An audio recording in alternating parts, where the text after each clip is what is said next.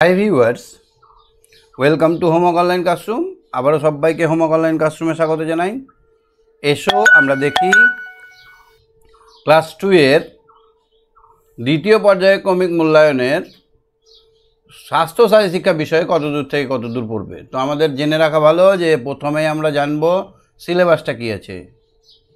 স্বাস্থ্য শারীর শিক্ষায় সিলেবাস আছে 22 নম্বর কার্ড থেকে 42 নম্বর কার্ড।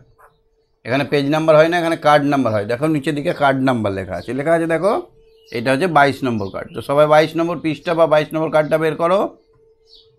দেখতে পাচ্ছ মৌলিক অঙ্গ সঞ্চালন, মানে আমাদের মৌলিক অঙ্গ কোনগুলো? হাত, পা, এগুলো হচ্ছে আমাদের অঙ্গ। এগুলোকে আমরা সঞ্চালনের মাধ্যমে শক্তপোক্ত বানাবো। দেখো একটা ছেলে দুটো হাত এরকমভাবে লুপালুপি করছে, একটা ছেলে বলকে দেওয়ালে ঠুকছে, দেখতে পাচ্ছ? লোফার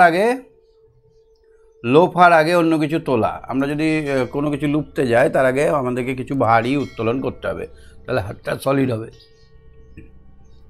চ্যালেঞ্জ নাও, বলটা মাটিতে পড়ার আগে কতবার লুপতে পারছো, বলটাকে কতবার লুপতে পারছো, এটা চ্যালেঞ্জ করো। দেখো তো কতবার টুক টুক টুক টুক টুক টুক কে ফার্স্ট হচ্ছে।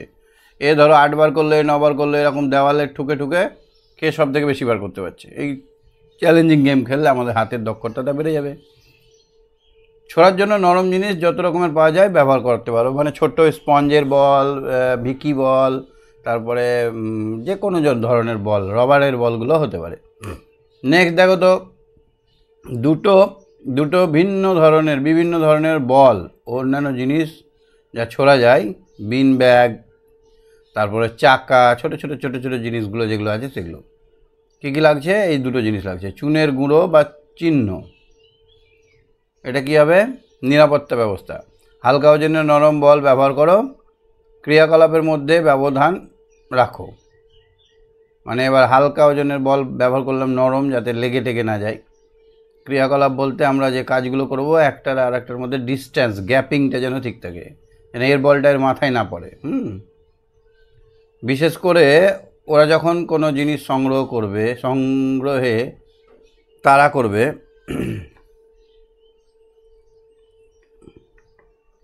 তখন তাদের প্রতি নজর রাখো। ঠিক আছে? তো এরকমভাবে আমরা এই দেখো একটা বলকে ছুটছে আর একটা বলকে, দু হাতে দুটো বলকে নিয়ে এগিয়ে চলো, তারপরে লুফালুফি করো, এই রকম টাইপের খেলা। তাহলে আমরা বিভিন্ন রকম ছোড়াছুড়ি করতে পারি। তাহলে এই ছোড়াছুড়িগুলো করলে কি হবে? আমাদের ছোড়া ও লোফায় দক্ষতা অর্জন হবে, বাড়বে। আমাদের হাতে ছুটতে, আমরা ক্যাচ লুপতে ভালো পারবো। আর অন্যান্যদের যাতে ক্ষতি না হয় সেই ব্যবস্থাটা দেখতে গিয়ে আমাদের কী হবে? অন্যান্যদের নিরাপত্তাটা আমরা বুঝতে পারবো। সাধারণ খেলাধুলায় ছোড়া ও লোফাকে ব্যবহার করা হয়। এই রকম ছোড়া, লাফা, যেটাতে ধরো আমরা যদি ফুটবল খেলি, তখন যখন আমরা আউট হয়ে যাবে তখন এরকমভাবে ছুটতে হয়। আচ্ছা, এখানে আমাদের দলগত কাজ বাড়বে, ধৈর্য বাড়বে। দেওয়াল মেঝেতে আমরা সবাই একে একে করবো, তো সেই জন্য আমাদের ধৈর্যটা বেড়ে যাবে। এবার এই ছোড়ার এতে আমরা কি পাচ্ছি? কি অন্যান্য বিষয়ের সঙ্গে 1 নম্বর আমরা এখানে গুনছি কে কত বেশি বার মাটিতে দেওয়াল থেকে পড়তে দেয়নি। তাহলে আমাদের এখানে অঙ্কটা ঠিক হচ্ছে, গুনতে আমরা ভালো পাচ্ছি, অঙ্ক শিখতে পারছি। ঠিক আছে? তারপরে আমরা ধরো এইটা দেওয়াল, এই দেওয়ালে একটা জায়গায় চিহ্ন করে ক লিখলাম, এবার কয়ে মাত্রা বলটা সবাই মিলে আমরা কয়ে মারছি। তাহলে এখানে বর্ণটা আমাদের প্র্যাকটিস করা হয়ে যাচ্ছে, ABCD লিখতেও পারি দেওয়ালের মধ্যে নিয়ে, ওখানে আমরা বলটা ছুটছি, ঠিক জায়গায় যা লাগছে সে 1 পয়েন্ট পাচ্ছে। অঙ্ক শিখতে পারি, জ্যামিতি শিখতে পারি। শিশুরা নিজেদের মধ্যে সোজা, বাঁকা, 3 কোণা, চৌকো, গোলাকার পথে, মানে কখনো কখনো চলতে চলতে আমরা বলগুলো লোফালুফি করছি, তো কখনো এরকম বেঁকা বেঁকা, কখনো গোল, এরকম 3 কোণা, কখনো আবার গোল পথে আমরা চলছি। এখানে একজনে এই পাশে আমরা যখন ঘুরে বেড়াচ্ছি, এভাবে আমরা কিন্তু বৃত্ত, জ্যামিতিগুলো শিখছি পথটাকে দেখে। টেরা বাঁকা পথে গেলে তাহলে বাঁকা, সোজা পথে গেলে সোজা, আবার যদি এরকমভাবে 3 কোণা পথে যাচ্ছি তাহলে এটা ত্রিভুজ। এগুলো আমরা ধারণা জন্য। কর্মসূচির সংযোগ, পাঠ্যক্রমের বিষয়বস্তু চলন গমন সচেতনতার সঙ্গে করা, মানে আমরা যাতে রাস্তায় ভালোভাবে চলতে পারি সেই জন্য এই ব্যায়ামগুলো করা দরকার আছে। এখান থেকে কী প্রশ্ন আসতে পারে? চলা এখানে বলছে ছোড়ার দক্ষতা অর্জনে তুমি কি করবে। পরীক্ষা প্রশ্ন আসতে পারে ছোড়ার দক্ষতা, ছোড়া ছুঁড়ে ফেলা, ছোড়ার দক্ষতা কিভাবে বাড়াবে, এই কোশ্চেনটা আসতে পারে। কে আছে আমার সঙ্গে দেখে নেই। হ্যাঁ ঐত্রী আছে। ঐত্রী শুনতে পাচ্ছ কথা? ঐত্রী? হ্যাঁ স্যার। আচ্ছা আমরা ছোড়ার দক্ষতা বাড়াতে কি করব?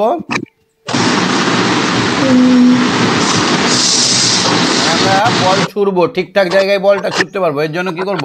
আমরা দেওয়ালে বা মেঝেতে ছুঁড়ে ছুঁড়ে প্র্যাকটিস করবো, তাই তো? হ্যাঁ। এই খেলাটা খেললে আমাদের কি কি লাভ হবে?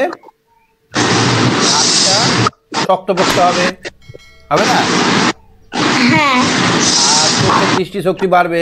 আমরা একটা জিনিসকে দেখে দেখে বারবার মারছি, তাই না? হ্যাঁ। আর কি হবে? আমরা গোল জিনিস যদি এঁকে রাখি তাহলে এটা গোল, এটা 4 কোণা, এটা 3 কোণা, এরকম বলতে পারবো না? হ্যাঁ। তারপর ধরো একটা দেওয়ালে এরকম 4 কোণা এঁকেছি, তারপর এরকম 3 কোণা একটা গোল এঁকেছি। এবার বলছি চল গোলটাই মারতে হয়, সবাই তখন এই গোলে বলটা মারছে, তাহলে আমরা গোল জিনিস কেমন হয় সেটা জেনে গেলাম। হ্যাঁ। আবার আমরা বলছি চলো 3 কোণাটাই মারি, সবাই মিলে আমরা 3 কোণাটাই মারলাম, তারপরে আমরা 4 কোণাটাই মারলাম। তাহলে এভাবে আমরা জিনিসের আকার আকৃতি জেনে যাচ্ছি। আমরা যদি এখানে এ লিখে রাখি বলে এতে কে আগে মারতে পারে, কে আগে মারতে পারে, দূরে বল আছে, বলটাকে কুড়িয়ে নিয়ে গিয়ে এতে বিতে কে মারতে পারে, এরকমভাবে এবিসিডি আমরা শিখতে পারবো না? হ্যাঁ। আর কি হবে বলো তো? বন্ধুদেরকে লেগে যাবে না, অ্যাক্সিডেন্টের ভাবটা কমে যাবে। আচ্ছা বল ছোড়া হয় কোন খেলায় বলো তো? ক্রিকেট। বাহ, তাহলে ক্রিকেট দেখো, বল ছোড়া খেলা হয়, বল ছোড়াটা সব থেকে বেশি দরকার হয় ক্রিকেটে। আমি বাড়িতে ক্রিকেট খেলি। ক্রিকেট খেলতে পারো? তুমি ছক্কা মারতে পারো? হ্যাঁ। Very good. বাবা বল করে আমি ব্যাট করি। বাও ভেরি গুড। চলো আমরা দেখি 23 নম্বর পেজে কি আছে দেখো তো। ছবিতে রং করতে শিখি। দেখো আমি এখানে রং করেছি, তোমার বইটায় কিন্তু রং করা নেই। আমার বইতে রং করা আছে। করেছে রং? আমি করেছি না তুমি? আমি করেছি। এরকম হয়েছে? হ্যাঁ। এরকম হয়েছে? হ্যাঁ। এখানে করা আছে দেখো। এই যে এখানে আমরা রং করতে গেলাম, রংটা নিয়ে হাতটা যখন এমনি এমনি করে ঘোরাচ্ছি, রং ঘুষছি যখন, তখন আমাদের কিন্তু ব্যায়াম হচ্ছে। হ্যাঁ। দেখো না যে এমনি এমনি রং করতে হয়। রং করলে আমাদের হাতের কবজি শক্ত হয়। রং করলে কি হয়? হাতের কবজি শক্ত হয়। আঙুলগুলো শক্ত হয়, আঙুল কবজি এগুলো সব ঠিক হয়। আঙুলগুলো আমরা ঠিকঠাক ঘোরাতে পারি। আর যদি আমরা না ছবি আঁকা প্র্যাকটিস করি তাহলে আমাদের কিন্তু আঙুলটা ঠিকঠাক ঘুরবে না, পরে তখন টেরা বেঁকা লেখা হবে। ছবি আঁকা তাহলে ভালো না খারাপ? ভালো। হ্যাঁ, আমার ছবি ভালো লাগে। সবার ভালো লাগে ছবি আঁকতে, সারাদিন ভালো লাগে নানা ছবি আঁকতে। আমরা সারাদিন বিভিন্ন রকমের ছবি আঁকি। তাহলে দেখো তো, গাছপালা সব কাটারিত ফলে, এখানে দেখো বনসৃজন, পড়াটার নাম হচ্ছে বনসৃজন। গাছপালা সব কাটারিত ফলে বাড়ছে দুর্যোগ, সবুজ ফিরিয়ে আনতে এখন চলছে উদ্যোগ। তো গাছপালা কাটার ফলে কি হচ্ছে বলো তো? দুর্যোগ হচ্ছে। দুর্যোগ মানে কি হচ্ছে না, প্রচুর গরম হচ্ছে, বন্যা হয়ে গেলে বন্যা হয়ে যাচ্ছে, নদীর ধার কেটে যাচ্ছে। ধরো একটা জায়গায় এইরকম অনেক গাছ ছিল, এখন আর গাছ নেই, তো ওই বৃষ্টিটাকে কে ডাকবে? বৃষ্টির পাতাগুলো গাছগুলো এমনি করে ডাকে, আয় আয় আয় আয় আয় আয়। এখন আর বৃষ্টিকে কেউ ডাকে না, সেই জন্য ওই জায়গাটায় বৃষ্টি হবে না। এই জন্য গাছ লাগানো উচিত। তারপরে ধরো নদীর ধারে আমাদের গাছে কি করে, সে করে করে মাটিটাকে আঁকড়ে ধরে থাকে। তাহলে কি হয়, এই সামনে যখন জল যায় তখন নদী গাছ বলে এই মাটিটা টানবি না, মাটিটা টানতে পারে না নদীর জল। কিন্তু যদি গাছ কেটে দেয় তাহলে নদীটা ক্ষয় হয়ে যাবে না, মাটিগুলো কেটে চলে যাবে না? হ্যাঁ। সেই জন্য আমাদের সবুজ ফিরিয়ে আনতে হবে এখন, তাই উদ্যোগ চলছে। উদ্যোগ মানে উৎসাহ দিচ্ছে সবাইকে, চলো গাছ লাগাও গাছ লাগাও গাছ লাগাও।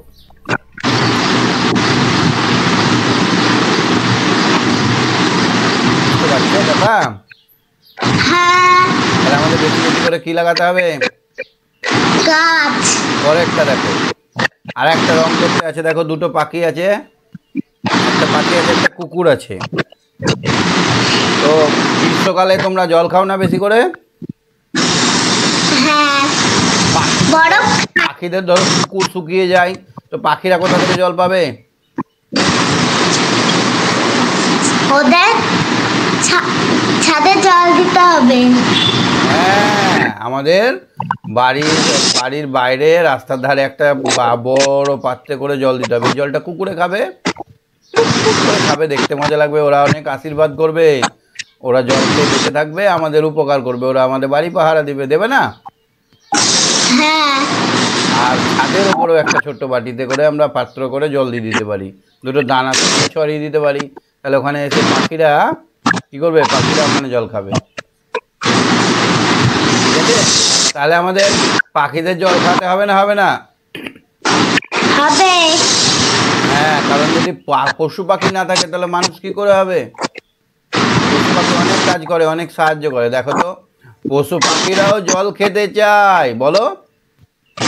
পশু পাখিরাও জল খেতে চায়। দাও জল, ওদেরকে দাও জল। গরমের দিনে জল ছাড়া কি করে? বল বল। দিয়েছো? তোমাদের ছাদে জল দিয়েছো? তোমাদের ছাদে কি জল দিয়েছো পাখিদের? ছাদে কল আছে, জল থাকে। জল থাকে মানে কি বাটি রাখার আছে জল রেখে? ওরা তো আর কল টিপে জল খেতে হবে না, একটু বার করে রাখতে হবে ওদের জন্য। গামলা রাখা থাকে। গুড। এই দেখো, এবার প্রার্থনা করব, আমরা একটা সুন্দর ছড়া এখানে পড়ব।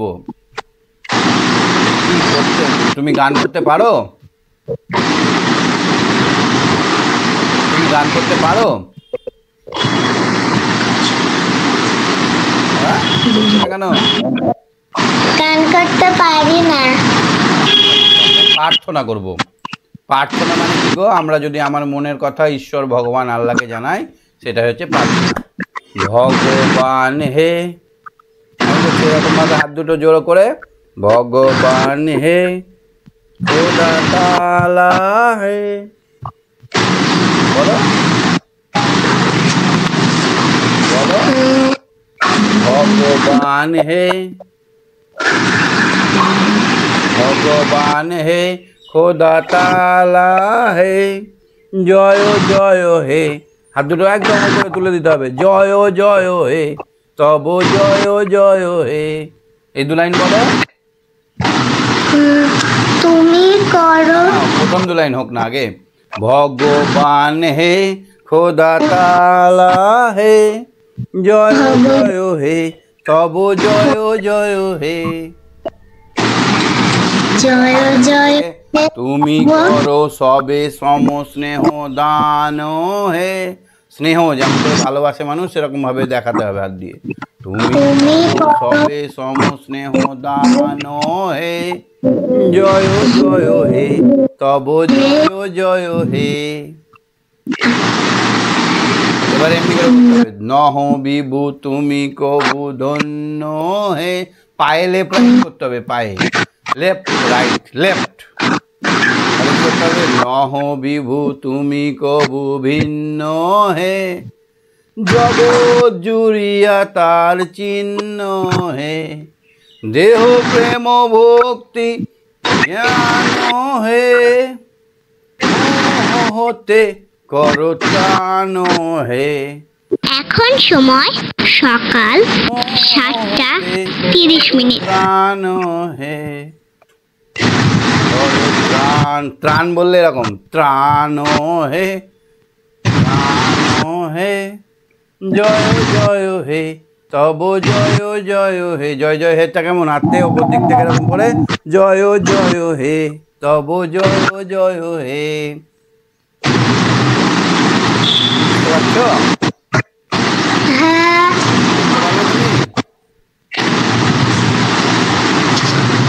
চেষ্টা করব। ভিডিও করে পাঠাতে পারবে আমাকে?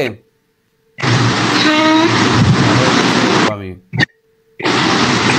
এবার হচ্ছে সকলের সনে সবাই ঘাড়ে হাত দিব, সবারই একের বেশি ছেলে থাকলে ঘাড়ে হাত দিব সবার, নিয়ে বলবো সকলের সনে করো যুক্ত হে, করো হিংসা কলহ হতে মুক্ত হে, করো মুক্ত হে, মুক্ত হে আগে মুক্তি, মুক্ত হে, করো মুক্ত হে, জয় জয় হে, তব জয় জয় হে। তুমি লাইন জানো আর ফাইল জানো? এইরকম দাগ দিয়ে এরকম এদিকে আমার দিকে মুখ করে দাঁড়ানোটাকে বলা হয় ফাইল, এই লাইন কি বলা হয়? লাইন। আর যখন এইদিকে মুখ করে দাঁড়াবে লম্বা লম্বা করে আমার দিকে যখন এরকম লম্বা লাইন, এটা হচ্ছে ফাইল। এটাকে কি বলা হয়? ফাইল। ফাইল করো। আর এটা হচ্ছে লাইন। পাশাপাশি দাঁড়ালে এটা হবে লাইন। হ্যাঁ, আর লম্বা আমার দিকে লম্বা লম্বা করে দাঁড়ালে ফাইল। তাহলে দেখো সমস্ত শিক্ষার্থীদের একটি ফাইলে দাঁড় করাতে হবে, ফাইলে মানে এরকম ভাবে রেখা থেকে 10 মিটার দূরে একটি নির্দিষ্ট স্থানে একটা জিনিস রাখতে হবে। এবার একটা জিনিস রেখে দিতে হবে, ওই শিক্ষার্থী দৌড়ে গিয়ে ওই জিনিসটা আনবে এবং শিক্ষক শিক্ষিকাকে ফেরত দেওয়ার সময় ওই জিনিসটার পরিচয় নাম বলবে। বিভিন্ন রকমের ফুলের গাছের জরা পাতা, রং কার্ড এগুলো রাখা যেতে পারে। এইভাবে খেলা বলেছে, এইভাবে তোমাদের দাঁড় করাতে হবে। তোমরা দাঁড়িয়ে ধরো, দুজন থাকলে হবে ভালো, একজনেও হবে। এখানে মাকে দাঁড় করে দিবে বা বাবাকে বা টিচার যখন থাকবে এখানে দাঁড় করে দিবে। এবার এখানে তোমাকে যখন বলে গো, তখন তুমি এখানে এসে অনেক পাতা টাতা থাকবে, যেটা নিয়ে যাবে সেটা আবার টিচারের হাতে দেবে। টিচারকে বলবে স্যার এটা আম পাতা, এটা জাম পাতা, এটা টগর ফুল, এটা বেলি ফুল, কিছু একটা বলতে হবে। যে জিনিসটা নিয়ে যাচ্ছ সেটা বলতে হবে। এর ফলে কী হবে বলতো, পায়ের পেশিগুলো শক্ত হবে আর চিনতে পারবে, জিনিস চিনতে পারবে, তাই না? যদি বলে এটা কি বলো তো? পেন। আংটি। তাহলে এই যে জিনিসগুলো চিনেছো এটা কি বলো তো?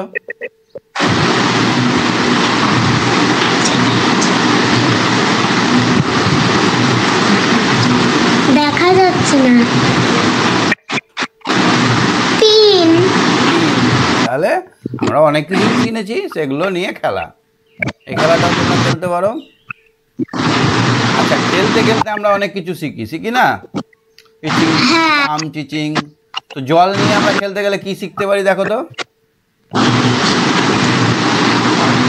জল নিয়ে যদি তোমরা খেলো তাহলে তোমাদের কি হবে, ধরো একটা বড় বালতি, একটা ছোট মগ, এই বালতির জল এই মগে আঁটবে না, এটা জানতে পারবে না? গ্লাস, এই মগের জল এই গ্লাসে আঁটবে না, এটা জানতে পারো। পরিমাণটা বুঝতে পারো যে কোনটায় বেশি জল আছে, কোনটায় কম জল আছে, তাই না? হ্যাঁ। এই খেলাগুলো যদি জলের বালতি নিয়ে খেলা করো তাহলে তোমার কিন্তু রাগটা কমে যাবে। তোমার কি রাগ খুব বেশি? না। খুব না। রাগ কমার খেলা এটা। হ্যাঁ, এটা একটু পড়বে। তাহলে এখানে পরীক্ষায় প্রশ্ন আসবে যে জল দিয়ে খেলা করলে কি উপকার আছে, জল দিয়ে খেলা করলে কি উপকার। আমরা এক নম্বর জানতে পারি যে কোনটায় বেশি জল আছে, কোনটার আয়তন বড়, কোনটা ছোট, এটা জানতে পারি। আমাদের এইটা নিয়ে খেলতে খেলতে আমাদের রাগ, চঞ্চল, শিশুর ক্রোধ, চঞ্চলতা হ্রাস পায়, আকৃতি পরিমাণগত ধারণা গঠিত হয় এবং কম বেশি সম্পর্কে ধারণা হয়। ঠিক আছে?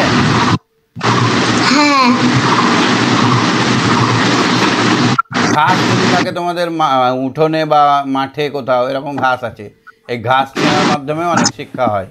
ঘাস চেনার মাধ্যমে কি শিক্ষা হয়? শিক্ষার্থীরা বুড়ো আঙুল অন্যান্য একটি আঙুলকে পর্যায়ক্রমে ব্যবহার করে বিভিন্নভাবে মাটি থেকে ঘাস অনুশীলন করতে থাকে। তাহলে এই ঘাসগুলো হাত দিয়ে ছিঁড়ে নেওয়ার এইটাকে বলা হয় ঘাস ছোড়া। ঘাস ছেঁড়া, এই ঘাস ছেঁড়া থেকে কি শিখতে পারবে?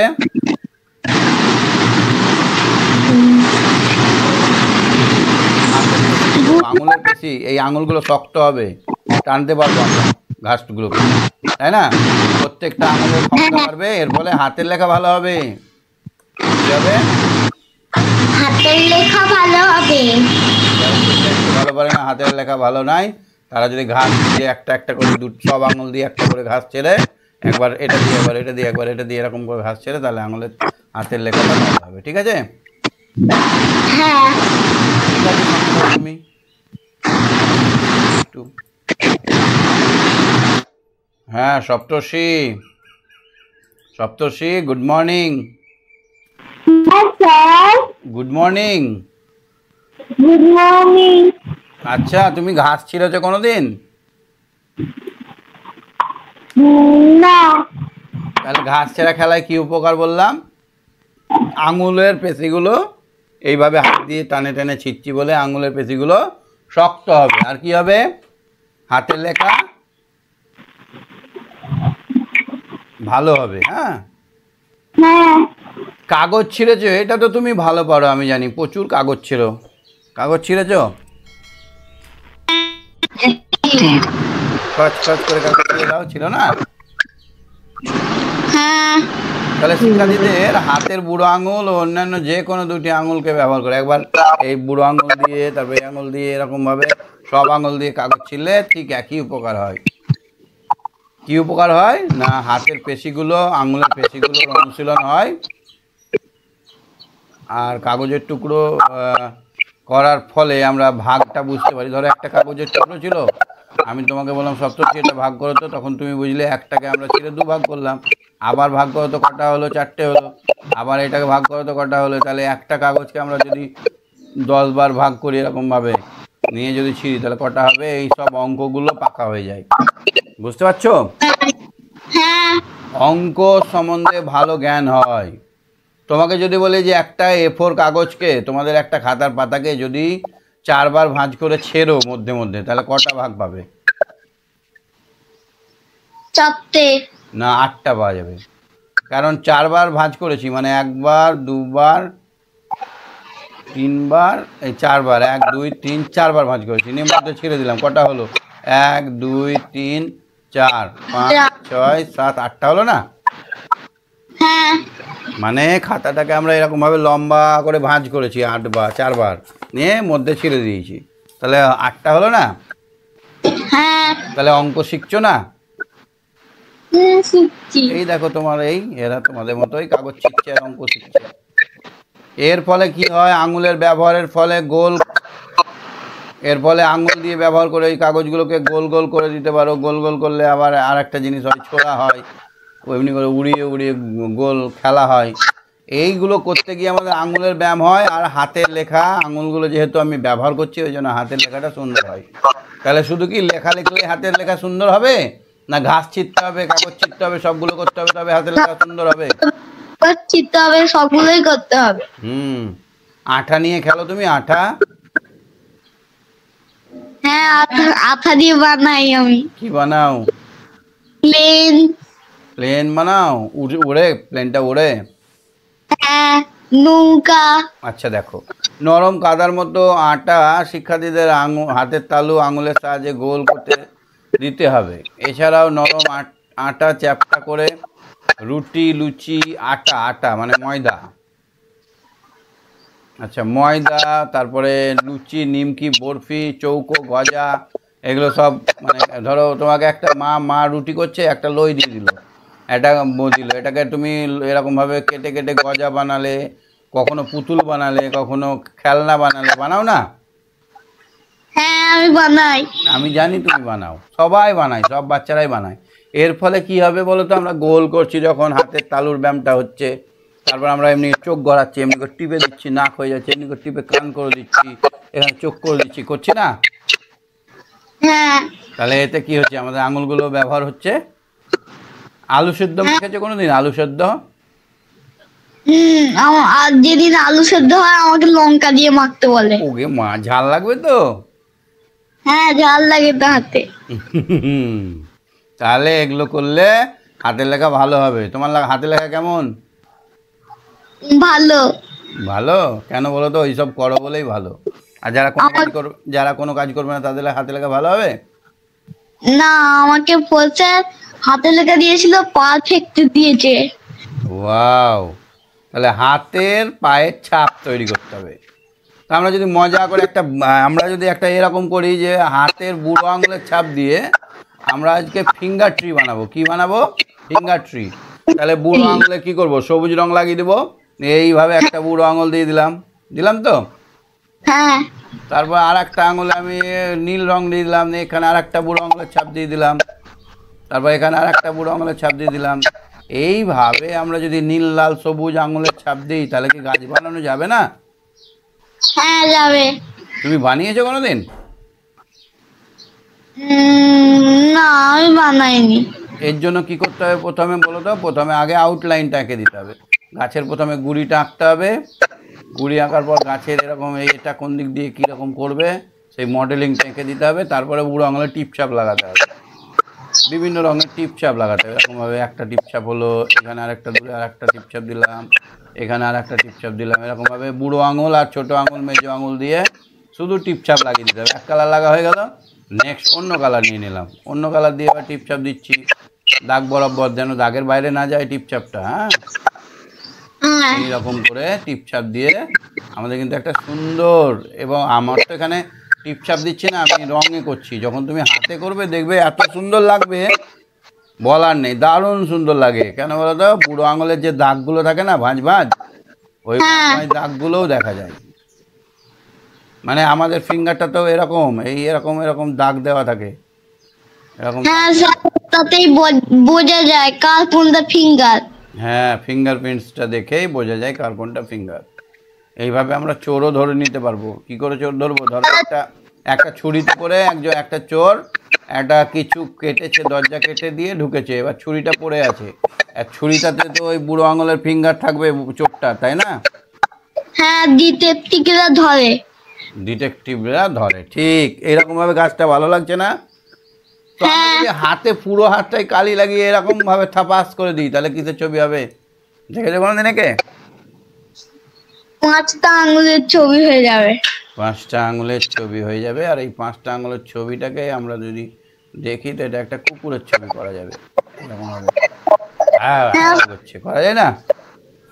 হ্যাঁ, চোখ করে দিলাম এখানে, এই তো কুকুর হয়ে গেল। জোকার হয়ে যেতে পারে, কুকুর হয়ে যেতে পারে। তাহলে আমরা হাতের ও পায়ের ছাপ দিয়ে অনেক কিছু বানাতে পারি। আমি জানো পায়ের ছাপ কি করে বানাই?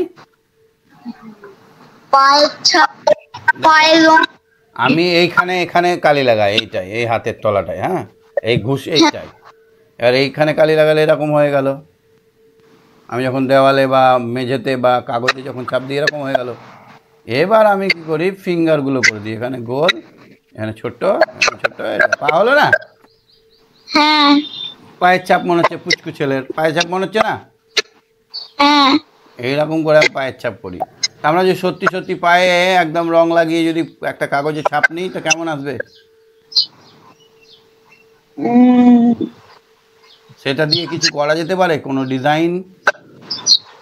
হ্যাঁ, ডিজাইন করা যাবে। কি করা যাবে?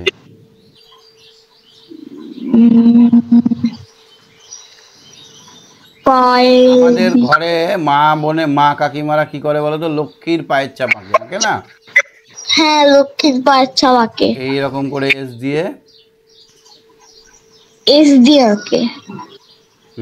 তো এইটা দিয়ে আমরা গোলাপ ফুল আঁকতে পারি।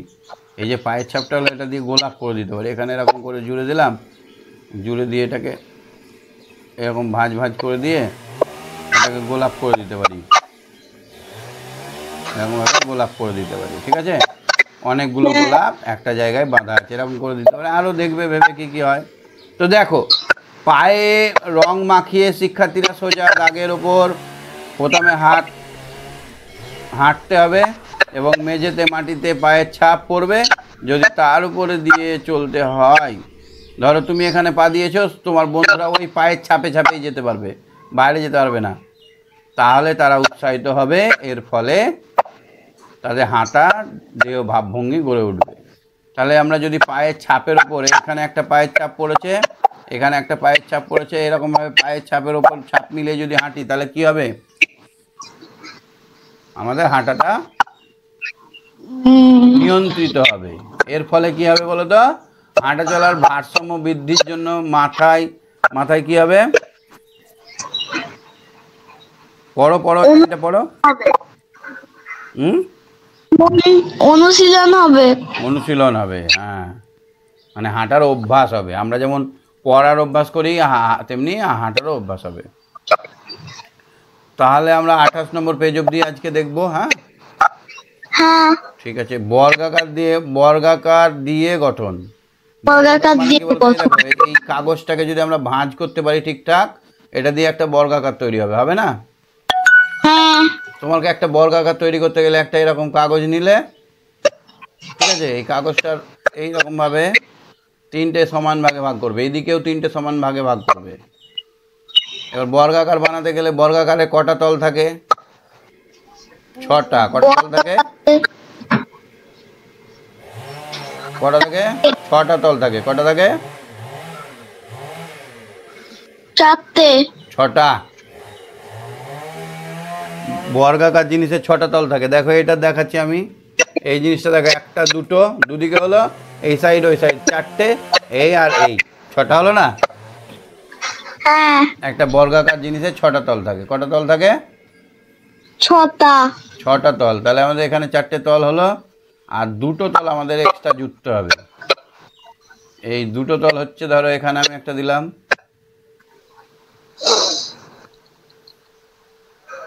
এইখানে ধরো এই কাগজটা এখানে রাখলাম, আর এইখানে একটা কাগজটা রাখলাম। হ্যাঁ, এবার এইখানে যখন আমরা কাগজটা দিয়ে আমরা যখন ভাঁজ করব, তখন একটা চৌকো জিনিস হয়ে যাবে। বুঝতে পারছো? হ্যাঁ, তখন এই চৌকো বল দিয়ে আমরা অনেক রকমের জিনিস, দেখো এই ছেলেটা সাজিয়েছে, এরকম সাজিয়েও নিতে পারি। একটু পড়ে দেখবে। হ্যাঁ, পরের দিন আমরা আবার বিস্তারিত আলোচনা করব। ঠিক আছে, সঙ্গে থাকো। হ্যাঁ। ওকে, ওম শান্তি। ওম শান্তি, বাই বাই। হ্যাঁ, শ্রীকান্ত, শ্রীকান্ত, হ্যাঁ, গুড মর্নিং। Good morning. কেমন আছো? ভালো আছি। আচ্ছা, যে খেলাগুলো কথা বললাম খেলতে পারো? হ্যাঁ, দেখেন আমার দাদা একবার বলতে দাঁতে মারছিল, একবার ফুটবল হাতে মারে, তারপর দিবাতে ছিঁড়ে, তারপর আয়া ক্যাচ করছে। বাহ, ক্যাচ করে আউট করে দিয়েছো? না, দাদা ক্যাচ করছিল। তোমাকে দাদা ক্যাচ, আমি ওইখানে ক্যাচ। তুমি ক্যাচ করতে পারো? হ্যাঁ, তোমাকে না, বল ছুঁড়ে ক্যাচ করতে পারো? না, আমি তো আমাকে এই গামছা দিচ্ছে, তবেও কাজ করতে পারি না। আচ্ছা আচ্ছা আচ্ছা আচ্ছা, পাথর দিয়ে সাজানো। দেখো, পাথরকে সাজিয়ে আমরা অনেক সময় অনেক জিনিস বানাতে পারি। একটি ছবি এঁকে দেখো, আমরা যদি পাথরকে এরকমভাবে সাজাই, পাথরের ওপর পাথর, পাশে পাথর, এরকম হবে না? পাথরে পাথরে ছবিটা এইরকম। আমরা বোল্ডার দিয়ে খাঁচা পড়েছিলাম, পড়িনি? হ্যাঁ, বোল্ডার দিয়ে খাঁচা বানানো পড়েছিলাম, উল্টে পাল্টে ডিগবাজি খাচ্ছে। কাজল কাজল দিয়ে ফেলেছি। হ্যাঁ, এই যে এরকম ভাবে আমরা পাথর সাজিয়ে বা বোল্ডার সাজিয়ে আমরা নানা রকমের জিনিস বানাতে পারবো। ছোট ছোট পাথরগুলোকে যদি আমরা সাজাই, তাহলে বিভিন্ন রকমের জিনিস আমরা কিন্তু বানাতে পারবো। বল